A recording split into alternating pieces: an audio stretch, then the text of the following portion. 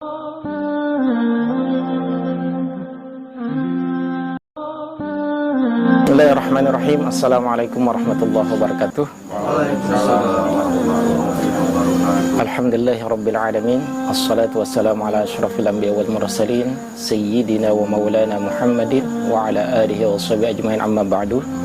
Jamaah sekalian yang dirahmati Allah Subhanahu wa taala, alhamdulillah pada kesempatan malam hari ini kita masih bisa melanjutkan kajian kita seperti biasa kita lakukan setiap malam Sabtu. Mudah-mudahan kajian kita pada malam hari ini membawa berkah dan bisa kita aplikasikan dalam kehidupan kita sehari-hari. Salawat dan salam tak lupa kita haturkan untuk Rasulullah Muhammad Sallallahu Alaihi Wasallam, untuk para sahabat, para keluarga dan seluruh umatnya, dan mudah-mudahan kita semua mendapatkan syafaat beliau di hari kiamat nanti. Amin ya Allah ya Rabbal Alamin. Seperti biasa, sebelum kita mulai, mari sama-sama kita berdoa memohon kepada Allah. Mudah-mudahan apa yang kita kaji pada malam hari ini membawa manfaat, membawa barakah untuk kita semua. Ala hadhihi wa kulli niyatin shalihah ila hadratin nabil mustafa Muhammadin sallallahu alaihi wasallam bi barakatil Fatihah. A'udzu billahi minasyaitonir rajim. Bismillahirrahmanirrahim. Alhamdulillahi rabbil alamin arrahmanir rahim maliki yaumiddin. Iyyaka na'budu wa iyyaka nasta'in. Ihdinas shiratal mustaqim. Shiratal ladzina an'amta 'alaihim ghairil maghdubi 'alaihim waladdallin. Amin. Bismillahirrahmanirrahim. Kita mulai pembahasan atau kajian kita pada malam hari ini. Kita melanjutkan dari kitab yang sebelumnya atau pembahasan kita sebelumnya, yang pada malam hari ini kita masih membahas soal tentang bersuci atau dari bab taharah ya. Seperti yang kita pelajari sebelumnya bahwa dalam bertaharah itu atau di dalam bersuci setidaknya ada 4 hal yang harus kita lakukan, atau ada 4 hal cara bersuci. Jadi bersuci itu ada 4 hal. Yang pertama itu adalah dengan wudu ya. Yang pertama adalah dengan berwudu. Yang kedua itu adalah dengan bertayamum. Kemudian yang ketiga adalah dengan mandi, baik mandi biasa ataupun mandi besar. Dan kemudian yang keempat itu adalah beristinja ketika kita sedang berhadas atau bernajis. Nah, berwudu sebelumnya sudah kita bahas, kemudian tayamum juga sudah kita bahas. Kemudian dalam hal beristinja, dalam beristinja ada banyak hal yang harus kita perhatikan, karena dalam beristinja ini bagaimana yang kita ketahui, banyak sekali di masyarakat kita yang begitu menyepelekan sekali ketika mereka beristinja. Dan yang terjadi kemudian adalah bahwa mereka merasa sudah benar apa yang mereka lakukan, padahal ketika mereka melakukan ibadah kepada Allah sementara posisi mereka sedang berhadas atau sedang terkena najis, maka hasilnya akan rugi sendiri. Bahkan bukan hanya rugi, tetapi bisa jadi karena di antara itu ibadah kita bisa jadi tidak diterima oleh Allah Subhanahu wa taala. Misalnya dalam hal salat. Di dalam hadis Rasulullah SAW menyatakan, la yaqbalullahu salata ahadakum idza ahdasa hatta yatawadda.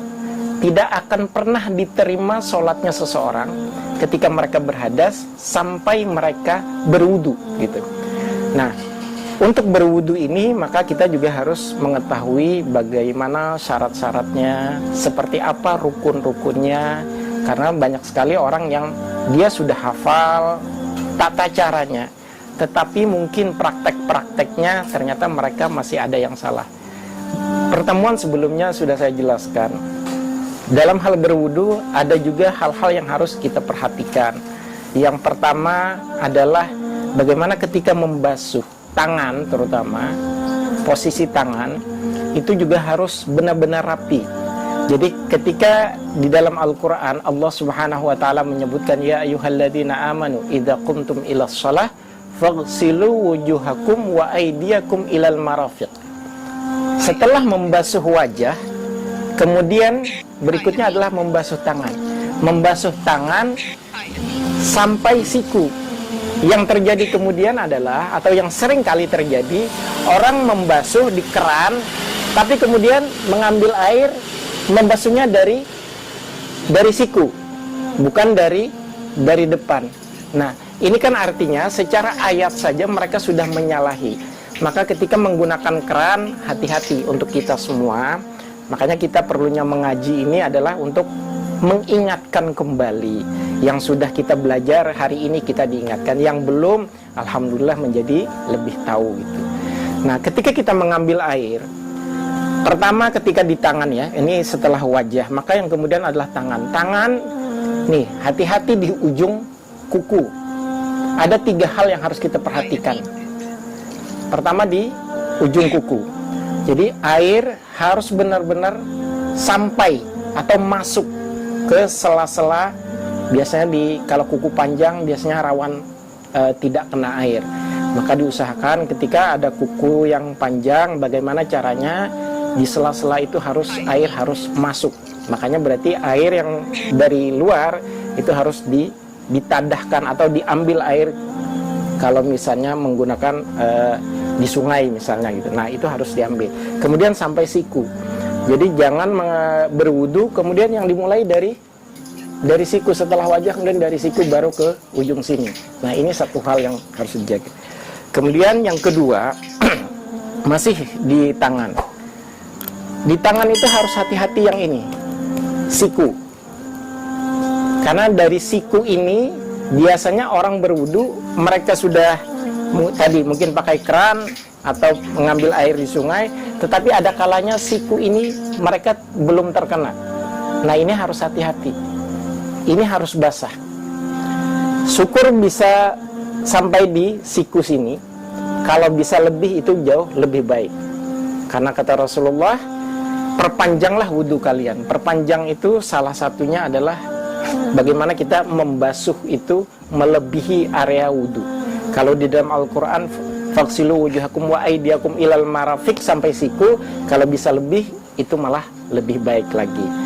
Itu yang kedua yang harus kita jaga ketika berwudu. Kemudian yang ketiga itu adalah ditumit, ya. Maaf, ditumit ini seringkali salah, seringkali tidak basah ditumit ini. Nah jangan sampai ketika ini tidak terbasuh, sebagus apapun sholat kita, sekhusyuk apapun kita sholat, kalau ditumit kita itu tidak basah ketika kita berwudu, maka tadi sholat kita juga akan menjadi sia-sia. Bahkan di dalam salah satu hadis dari Rasulullah SAW, celakalah tumit-tumit yang akan dibawa ke neraka. Bayangkan siapa tumit-tumit yang akan dibawa ke neraka? Mereka berwudu tetapi tumit mereka tidak terkena air. Jadi ini harus hati-hati, harus kita jaga tumit kita. Jangan sampai di tumit ini tidak basah ya. Jadi harus kita basahi. Nah, itu yang tentang wudu. Jadi itu yang harus kita jaga sekali, karena jangan sampai ketika kita berwudu ternyata tadi air di kuku masih tidak sampai, kemudian di sikunya juga tidak sampai, termasuk ketika di tumitnya ternyata juga tidak sampai. Atau ketika mengusap kepala. Nah ini luar biasanya ayat Allah. Faghsilu wujuhakum wa aydiyakum ilal marafiq wamsahu biru'usikum wa arjulakum ilal ka'bain. Bahasanya bukan faghsilu. Kalau faghsilu itu artinya dibasahi, ambil air semuanya langsung. Tapi ketika wamsahu, mengambil air, wamsahu, maka airnya dibuang, dilepas, baru mengusapkan ke kepala. Nah, mengusap kepala ini pun juga harus diupayakan benar-benar terkena di kepala yang ditumbuhi rambut. Ingat, kulit kepalanya yang harus kena, bukan rambutnya. Ada kalanya orang yang mereka rambutnya panjang misalnya, kemudian mengambil airnya untuk berwudu, aduh ini sudah jambulnya sudah bagus, sayang sekali gitu. Nah kemudian yang dibasahi cuman rambutnya misalnya. Nah justru itu tidak sah, karena yang diutamakan itu adalah dari kepala, maka dari kulit kepala. Setidak-tidaknya ketika membasahi kepala, minimalnya adalah 3 helai rambut kita yang basah. Jadi bukan ketika rambut kita panjang lalu rambutnya saja yang diambil gitu. Bukan itu, tetapi harus kena apa namanya? kulit kepala gitu. Nah, itu yang harus diingat ya. Kemudian kita masuk di masalah najis. Faslun atau bab tentang an-najasatu, yaitu tentang najis-najis. An-najasatu thalathun. Najis itu ada 3 macam. Yang pertama mughallazatun, yakni najis mughallazah. Najis mughallazah adalah najis yang paling besar. Ini saya singkat-singkat saja. Kemudian yang kedua adalah mukhaffafah. Nanti penjelasannya ada sendiri. Yaitu mukhaffafah itu adalah yang paling ringan. Apa najisnya yang mukhaffafah? Nanti akan kita jelaskan setelah ini. Kemudian yang berikutnya adalah al-mutawassithah, yakni yang pertengahan. Bukan mughallazah, bukan juga yang mukhaffafah, itu adalah mutawassithah. Nah, apa yang najis mughallazah? Jadi najis itu tadi ada 3 macam. An-najas,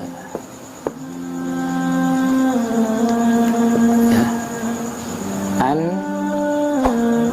An-najasat itu ada 3 macam. Yang pertama al-mughallazatun, ya. Najis mughallazah. Yang kedua al-mukhaffafatun. Yang ketiga apa? Al-mutawassitatun.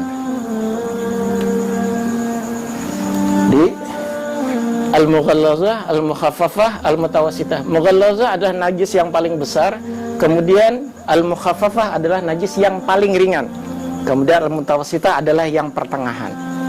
Lalu apa najis yang mughallazah?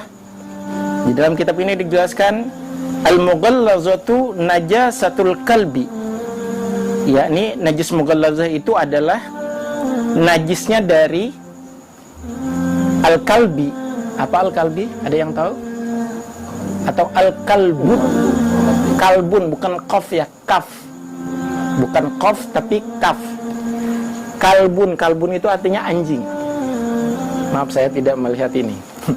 Jadi al-kalbu. Nah, al-kalbu itu adalah anjing.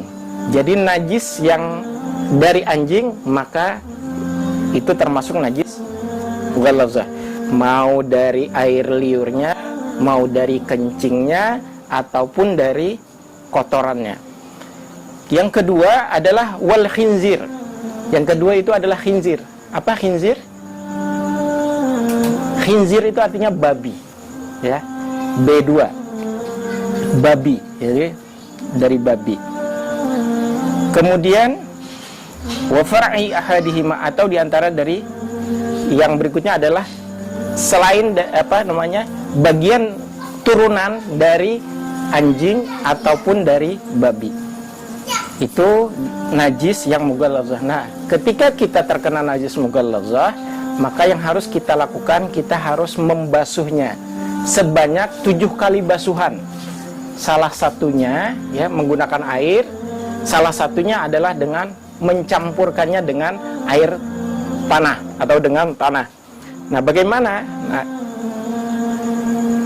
membasuhnya atau membersihkannya?